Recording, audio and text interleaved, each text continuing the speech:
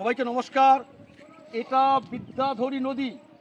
এই বিদ্যাধরী নদী দেখছেন, এটা হচ্ছে সন্দেশখালী ব্লকের বেরমজুর ওয়ার অঞ্চল। এটা সন্দেশখালী ব্লকের জেলিয়াখালী অঞ্চল।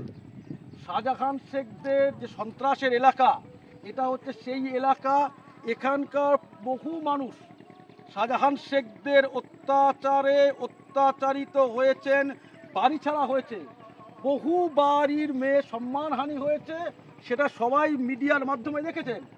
এই বিদ্যাধরী নদীর খালের সঙ্গে বহু মানুষের বেদনার দুঃখের ইতিহাস যুক্ত হয়ে আছে।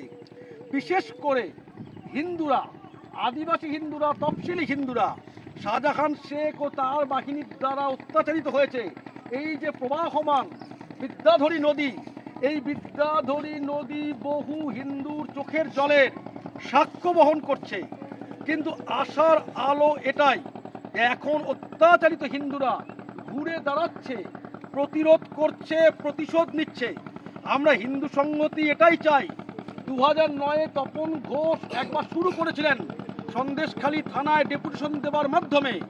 নয়না সর্দার বলে একটি আদিবাসী মেয়েকে লাভ জেহাদের কবল থেকে হিন্দু সংহতি উদ্ধার করেছিল। তারপরে আয়লার প্রভাবে এবং অন্যান্য বহু কারণে প্রতিরোধ দানা বাঁধেনি। শাহজাহান শেখদের অত্যাচার লাগাম ছাড়া হয়েছে। দীর্ঘ অত্যাচারের পরে, দেওয়ালে পিঠ ঠেকার পরে এখন হিন্দুরা ঘুরে দাঁড়িয়েছে, পাল্টা মার দিচ্ছে। হিন্দু সংহতি আশা করে প্রতিরোধের অগ্নিস্ফুলিঙ্গ সর্বত্র ছড়িয়ে পড়ুক। শাহজাহান শেখদেরকে ভিটে মাটি থেকে উৎখাত করা হোক। এই রকম অত্যাচারের চিহ্ন মাত্র যেন পশ্চিমবাংলার কোথাও দানা বাঁধতে না পারে, হিন্দু সংহতি সেটাই নিশ্চিত করতে চায়। এবং তার জন্য হিন্দু সংহতি সর্বতভাবে এখানকার মানুষদের সহযোগিতা করবে এবং হিন্দু সংহতি বৃহত্তর হিন্দু সমাজের সহযোগিতা কামনা করে, আশা করে হিন্দু সমাজ এই মানুষদের পাশে, লড়াকু হিন্দু যুব সমাজের পাশে এসে দাঁড়াবে।